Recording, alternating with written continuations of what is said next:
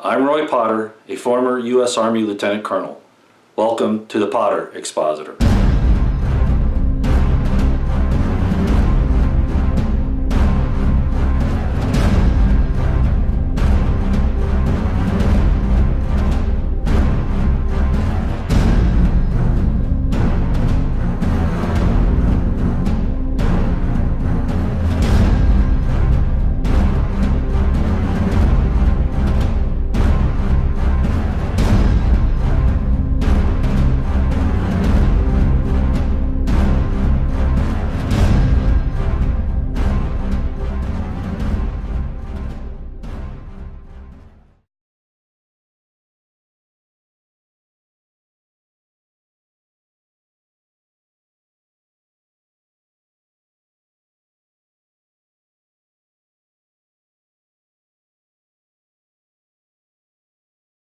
Betsy and Thomas here.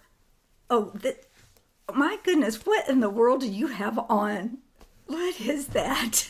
I don't know. You know, this is a good thing that we don't have video when you and I do these sessions, because people, if you could see what I could see. Okay, look, this is, you know who it is, but today we're going to talk about puppies and Jeff Sessions. And if you are wondering what the heck are you doing, well, let the people fill you in the comment boxes, because I did see a lot of comments and people were upset, Thomas, that we weren't including puppies and we were only talking about kittens. Can you say something, please? Well, I prefer kittens, and puppies are cute as long as they're right next to a kitten. Right. Okay. So anyway, they grow up too fast, those puppies. Let's keep them guessing over there in YouTube land. So make sure to make some comments about cute little puppies now. Hey, now we're going to talk about Jeff Sessions. But before we do, I would like all my first tier alternative media creators to listen up. I just got off the phone with one of you, and you're just amazing people, and I just want to reiterate how this works. And if you don't have a clue of what I'm talking about, listen, you may learn something. Okay, we're the mothership, we're the core. We have got Thomas and the Conclave here. They give you out some amazing information and research. We present it to you on our website, aimfortruth.org. and the other one, patriotsfortruth.org. You go there anytime, you grab this stuff. This is amazing research, and if you follow Truth News headlines every day, you're going to be way ahead of everybody else in the news cycle. Wouldn't you say so, Thomas? Absolutely. Right? Cutting edge. Cutting edge. Don't be reading all this other stuff because they just want to keep you in the spin. You got to get out of the spin. We want solutions. We don't want to stay in the spin. So you follow that. Then you internalize that and decide the best way to articulate what you've experienced with your audience, because each of you has a different audience, right? Some of you live in Tennessee, others of you live in California. You each have a different audience. So now you take that information in your social networks and you translate it whatever you feel best. If you think one article is better than the other, or if you like this meme and you don't, whatever. You use the material, you push out what you can. Now, sometimes we'll give you an all alerts bulletin, and that will be on an item that we need to get and we need to push out quickly, rapidly. It's called information rapid deployment. And then you will translate that to your audience, and it will go global very quickly. So that's how it works. Now, if that intrigues you, and our audience is not who you think it is. So don't presume to think that we are concerned about all this YouTube stuff, other than we'd like to see it stop because it's harming you guys and for all the other corrupt reasons that it should be. But our audience is a little different, right, Thomas? Absolutely. And they're awake. Very awake. So you just have to trust us and move with us. And if this information is intriguing to you and you go, well, how can I do this? Of course you can.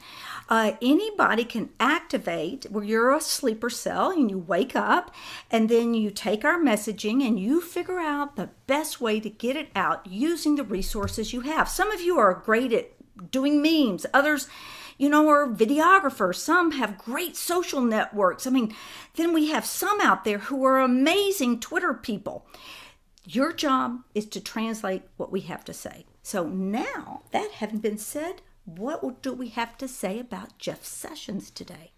Well, I just want to underscore what you just said, Betsy, because what you're doing, and also not only are you the mothership, you have an entire Rebel Alliance and other people that you work with and people you team with, and Americans for Innovation, who you work very closely with, and all these different groups. And I just want to make one thing perfectly clear. The other day, I started on this exact path saying, I want to make things perfectly clear. And this is very, very important. And then I didn't say it. But I've said it before, and it won't be too shocking to you. But here's the deal.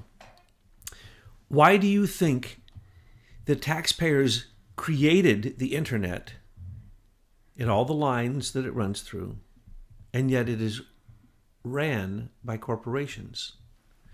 That's so they can do what they're doing to you. YouTube, Google, Facebook they're private corporations, and they don't have to have free speech. They can refuse to serve you. They can kick you off for no reason whatsoever. They reserve the right to serve or not serve anyone they want. They are a private company. So do not be surprised that nothing you do to try to bring lawsuits for free speech is going to help. The only thing that's going to help is if we take those very things, the internet, YouTube, and all the things that have been birthed out of social networking in a global capacity, which of course came from the patents and intellectual property of leader technologies. And if we act on the Miller Act and we get the president to sign the check, we simply seize those things. If they were a utility, as you, Betsy, pointed out long before anyone else did, and now it seems as if people are so turning on the Silicon Valley boy kings that it's absurd. I mean, they're attacking them left and right. And when you look at for what, they're for silly things. If the left really looked at what Facebook was doing, what Amazon was doing, what Google and YouTube are doing, what Alphabet is doing, they would freak out. They just get, they hear one tiny part because they only listen once in a while. And so they heard one tiny part that Mark Zuckerberg was a Russian spy. And now they want to, go after Mark Zuckerberg. Well, that's very nice. But Mark Zuckerberg's far beyond being a Russian spy. He was in complete complicit conspiracy against President Trump during the election as president-elect and later. And so what you now have is an opportunity where we can do to them what they're doing to us. We take over those businesses which were stolen, and it's very easy to do because they stole the patents, and you prosecute them, and you turn them into either completely scrubbed clean, no surveillance Google searches and YouTube videos, and then you can stop the demonetization. You can stop those kind of things that are completely legal for a corporation to do. But it wouldn't be legal if they were a utility owned by the United States government. There would be freedom of speech, and there would be these issues that we could fight. So I salute all of those who are falling to the left and right, but this is a war. We're moving forward. If you didn't expect casualties in a war, then you aren't like myself, someone who, as a patriot, have seen the person standing next to them killed right there next to you. If you haven't seen that happen, then you don't understand the importance of what's going on in America right now. This is an overthrow of our government. And today I had called up Betsy and said, look, I want to talk about Jeff Sessions. I've had it with him. But I made the cardinal sin of not reading Truth News headlines first. And then when I did and I saw Trump's tweet, it was exactly what I was going to say on this tape. So what I'm going to say is exactly what Trump said. And I'm going to say to the conclave, sorry, I was right, you were wrong, Trump is right. And those who believe QAnon's reference to trust Sessions, go jump in a lake. I don't trust Sessions. I haven't from the beginning. I've told everyone this. Lately, I've been calling him missing in action, or he's taking a nap, or he can't find his office, or he's walking his dog, or whatever, but he's done nothing. And now the president comes out with a tweet which said exactly what I say. When Jeff Sessions defers to the Inspector General, Michael Horowitz, that is sheer stupidity. The reason it's stupidity is because Michael Horowitz's investigation in another area, not even related to the Mueller investigation, brought out Bruce Orr, Larry Struck, and Lisa Page's criminal conspiracy to unseat, to have a coup d'etat, a regime overthrow of a duly elected president. And what happens? Nothing. The Inspector General brings it out because it's criminal activity, and it goes before Sessions, of course, and or it could have gone before Rosenstein, but it doesn't matter. The ultimate authority was Sessions. So what happened? Nothing. They didn't even really get demoted. They got moved from department to department. Lisa Page just got sent over to the SEC. Nothing. Criminal conspiracy, treasonous, seditious. We have it already in proof that has been released through the Nunes memo and Grassley's letters and so on and so forth. So as all of this stuff comes out, I have said all along, do not believe that Michael Horowitz, and when I said I said this very consciously, Thomas, pain in the ass of the globalists, said from the beginning, do not trust Jeff Sessions. And it was before Trump called him the other day, you know who I mean. Wouldn't even refer to his name. He assumed the person talking to him knew exactly that he meant Jeff Sessions, because why? He's done nothing. And the things that he has done have been reversed. They've been stupid. I'm sorry to call them stupid, but they are. I mean, when you take assets of people before you even charge them with a crime, that's completely absurd. When you expand certain rights that were basically, earmarks of the Obama or the Patriot Act and the U.S. Freedom Act, reinstilled by Obama, and then Sessions come along and takes it the next step, that's absurd. Now, people have said, oh, he's not part of the deep state. Here's what he is. He is an old boy. That means somebody paid him off a long time ago. But he's controlled by the senior executive service people who are in between him and the bureaucracy that he tries to control, which has tens of thousands of people in it. The Department of Justice, I forget the number, like 45,000 people or something. So he's supposed to control this, but he can't. None of them can. Appointees don't get to control a darn thing until the senior executive service member who is in charge of them, who is their handler, allows them to. They tell them, no, that's not the way we do it. No. We allow the Inspector General, that's our excuse for everything. Rosenstein and Christopher Wray used the same excuse when they were testifying. No, I can't answer that question to the Congress, who has oversight over the Department of Justice and the FBI. Can't answer that question, sorry.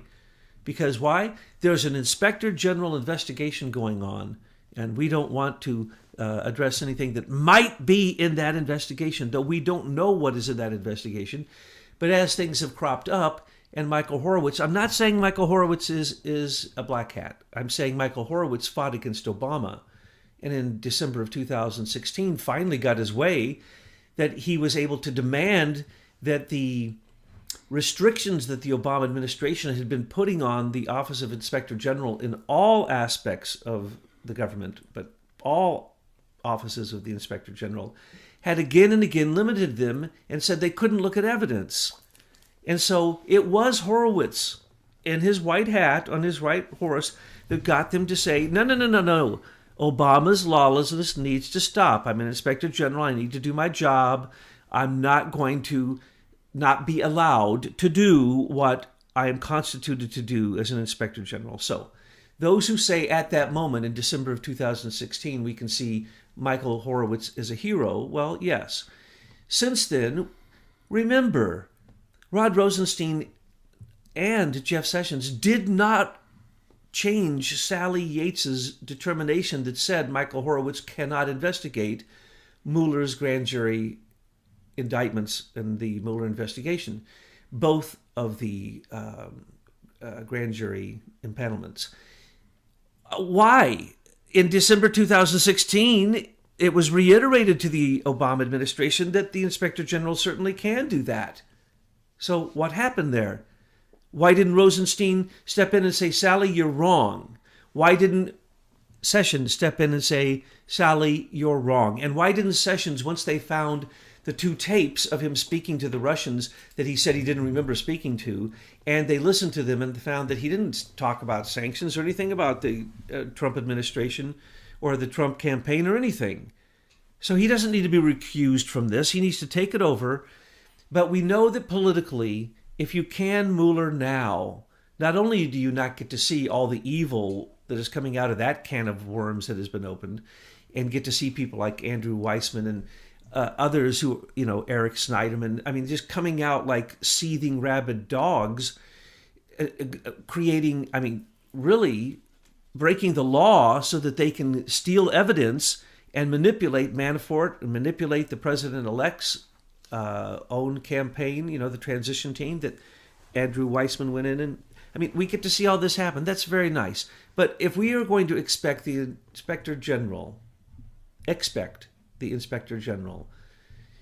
to come up with a report that brings all this to light, remember what Trump's tweet just said. The Inspector General has no prosecutorial authority.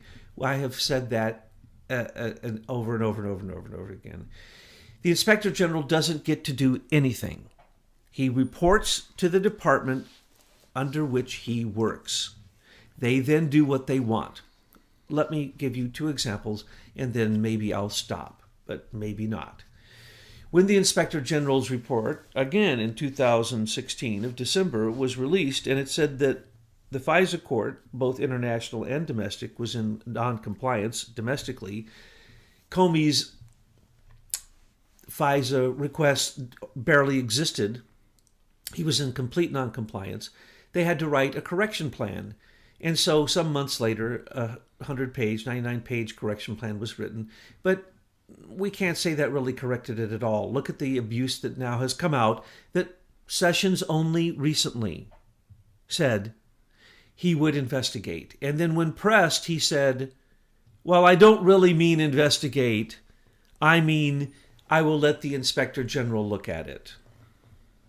Okay, everyone who read the Nunes memo, and even read shifty-eyed Schiff's retort, his rebuttal, would know that crimes were committed all the way up to Barack Obama, Susan Rice, Joe Biden, Sally Yates, James Comey.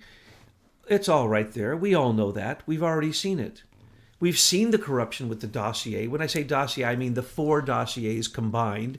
The FBI dossier, the CIA dossier, the Cody Shearer dossier coming through Sid Blumenthal, and the DNC dossier created by Comey himself, trying to frame Carter Page. All of them were combined. The collusion, the corruption, the conspiracy, the sedition, the treason that paints.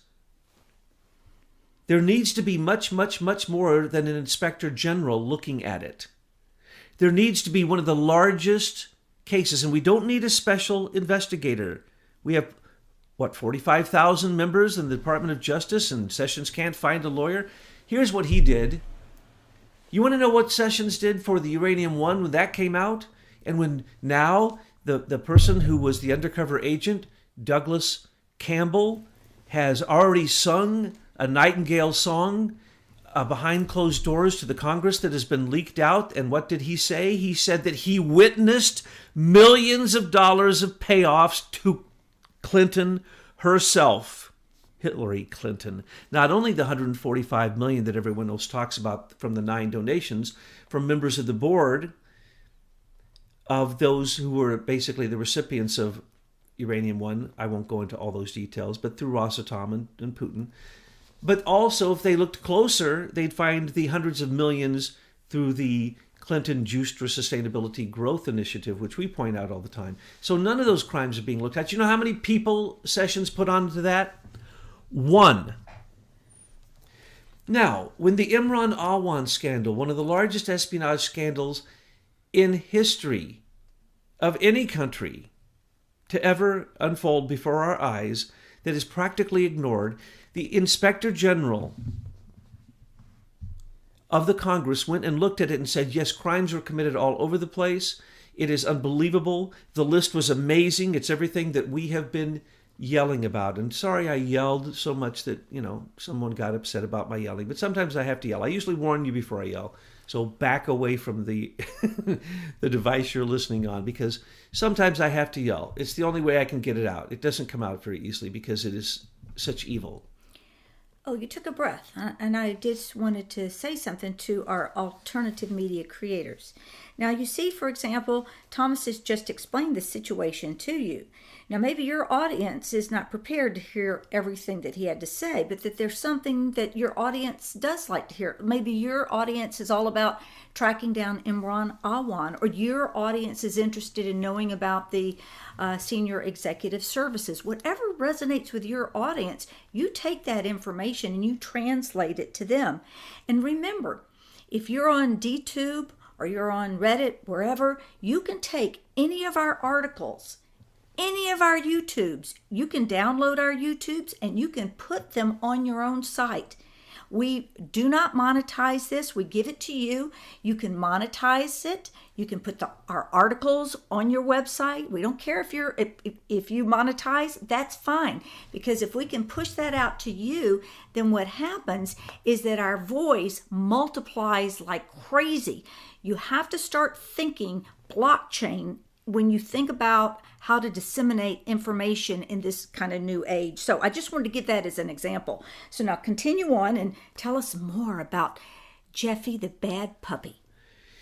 Well, during Comey's FBI, the largest espionage gang, the Imran Awan gang of 6 members, after they did the worst espionage, and literally, don't even get me into the details of it. I think many of you probably know them. If not, go and look at our articles on it. But the point is that Comey turned the other direction and refused to look. And so they're getting Imran Awan on a mortgage scandal and not even charging him with espionage. They let 5 of the 6 people, including his wife, leave this country and go back to Pakistan. We don't even know if they're moving forward on any of the espionage charges. And that was after an inspector general said this was the worst case scenario, the worst ever. The list is unfriggin' believable. 80 Congress members had all their material being shuffled through one server, which then had a proxy server offsite, which may still be running to this very day. And these are members who have top secret security clearances. And of course, Imran Awan even had SCIF clearance. Because don't get me started on the very dark and evil people who brought him into the Congress with seemingly, Andre Carson, with the intent for a Pakistani national and his family to create the biggest theft, the biggest espionage case in U.S. history. The FBI did nothing. Where is Jeff Sessions? Disgraceful, as Donald Trump called him. Disgraceful. It's disgusting. And to just dump it onto the IG. How about, so the IG for the FISA court? Nothing. The IG for Congress over the espionage? Nothing. No investigation into the DNC lies? No investigation into the DNC dossier? No criminal investigation anywhere? How about the criminal investigation of Comey that should be started, because we now know we have the proof that Larry Struck, James Baker, and the whole gang, Comey's what I used to call his bunk buddies, all sat around and wrote the exoneration letter before Hillary and her mob were even questioned by Larry Struck, who didn't even make a recording of it. Later, Larry Struck has a one-on-one conversation with Peter Struck. Pardon me? Peter Struck. Peter Struck. I keep calling him Larry Struck. And in a minute, I'm going to call Tony Podesta Larry Podesta. Don't you worry. It's the way it works. That's okay. So then they go after Michael Flynn and Peter Struck. Is that his name?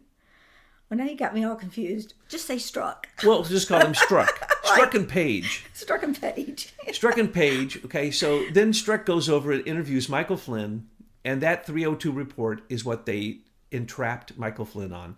These stories are so pathetic that literally Andy of Mayberry could do a better job. What was his assistant? Insulting Andy now. That's true. That's kind of insulting Andy. I mean, anyway. really.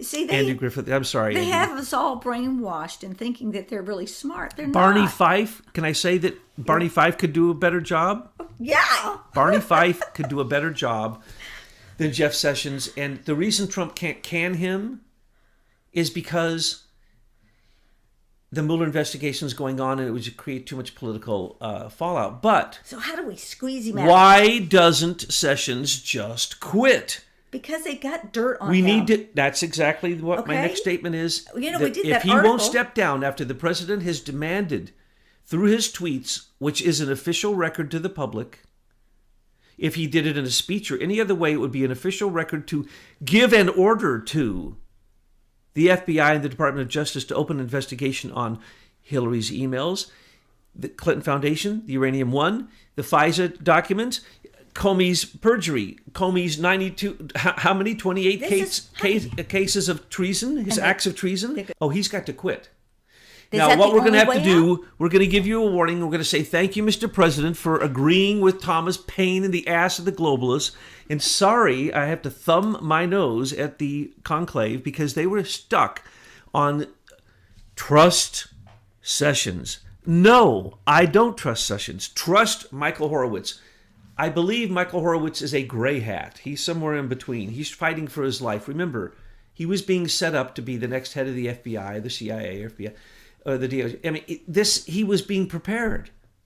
So he doesn't want to lose the fact that when these guys go down, he may step right up and take their place, and he can do, continue. He can fall into the footsteps of these people who corruptly make huge amounts of money under the table, especially when they leave high positions like Comey and Mueller and go out into their other jobs in hedge funds, Lockheed Martin, Bridgewater, on and on and on. So that's what these people are training for. They come through the government, so they learn the loopholes, they learn the regulations, and then they go out and sell themselves to the highest bidder with insider information until the law loophole is closed. That's what it's all about, folks. So that's what we're seeing now, and it's okay. But remember, on December 21st, 2017, Trump said we are in a national emergency. We believe that behind the scenes, he's using U.S. Marshals and the U.S. Department of Treasury to go after the foundation of these criminals' operations, their money. And he's going after all the criminals. And so it's going to take down all of them. And that is the reason that Mueller and Comey have to fight so doggedly to try to stay in this war to get rid of Trump.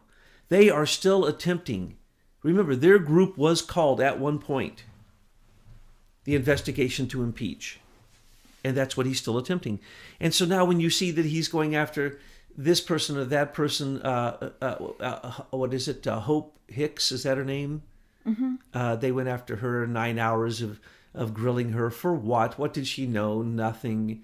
She admitted she told white lies sometimes. That's hysterical. Someone was that honest. They didn't know what to do with that. 9 hours of grilling her, asking the same questions over and over again. She didn't even have to go and testify. Remember, maybe she's so pretty. Maybe she just read the telephone book to them. Yes, and it's so sad, But Trump is surrounded by people who are power mongers. Of course they are. Whether they were in the corporate world or whether they're in the government world, what are those people? They're what anything is that exists. They wish to become more of what they are.